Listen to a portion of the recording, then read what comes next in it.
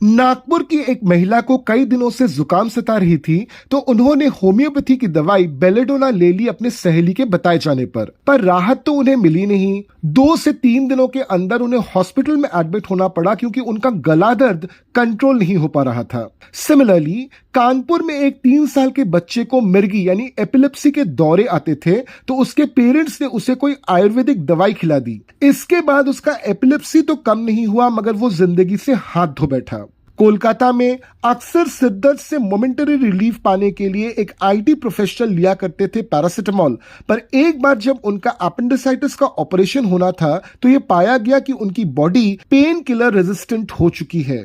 इन तीनों ही केसेस में हर किसी ने कोसा अपने मेडिकल ट्रीटमेंट प्रोसीजर को, चाहे वो होम्योपैथी हो या फिर आयुर्वेदिक या फिर एलोपैथी। अगर आप भी इस तरह से बिना डॉक्टर दिखाए दवाई लेते हैं तो आप होम्योपैथी, आयुर्वेदा और एलोपैथी को दोष जरूर दे सकते हैं, मगर प्लीज इन्हें दवाई मत कहिए, इन्हें कहिए घरेलू नुस्खे।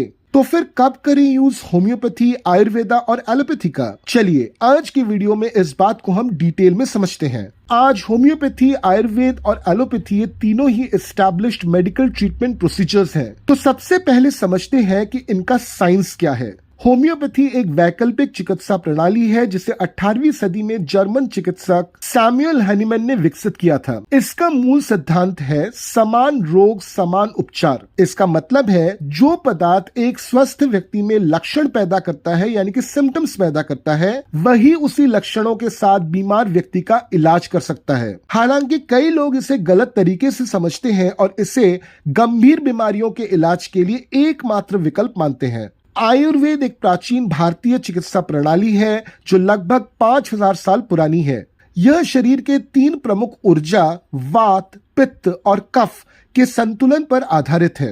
एलोपैथी में रोग की पहचान यानी डायग्नोसिस के बाद ही उपचार की योजना बनाई जाती है। इस इलाज के कई तरीके हो सकते हैं, जैसे दवाओं का उपयोग, सर्जरी या फिर किसी भी हिस्टोरिकल प्रूफ पर आधारित चिकित्सा। एलोपैथी काफी पॉपुलर है क्योंकि इसमें रोग का निवारण यानी कि ट्रीटमेंट काफी फास्ट होता है। वहीं होम्योपैथी और आयुर्वेद को लेकर लोगों में कई गलतफहमियां हैं। तो सवाल यह है कि होम्योपैथी, आयुर्वेद और एलोपैथी में आप किसका चुनाव करेंगे और कब करेंगे? पहले बात करते हैं आयुर्वेद की। यदि आप लॉन्ग टर्म के लिए स्वास्थ्य में सुधार और रोगों के रोकथाम के लिए प्राकृतिक उपचार चाहते हैं, जब आपको लाइफस्टाइल से संबंधित समस्याएं हैं जैसे तनाव, अनिद्रा या फिर डाइजेशन से संबंधी विकार, यदि आप संतुलित आहार और योग के माध्यम से स्वास्थ्य को बनाए रखना चाहते हैं।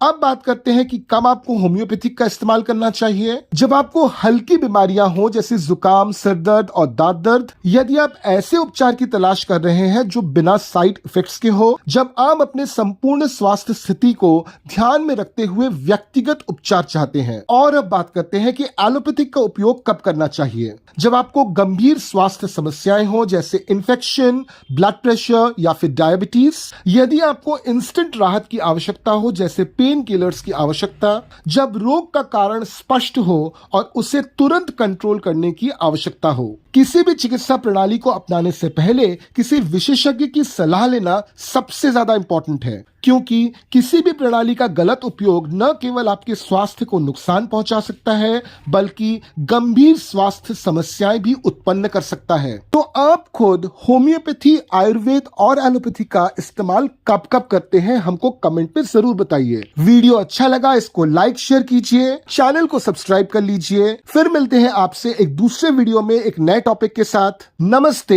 एंड जय हिंद।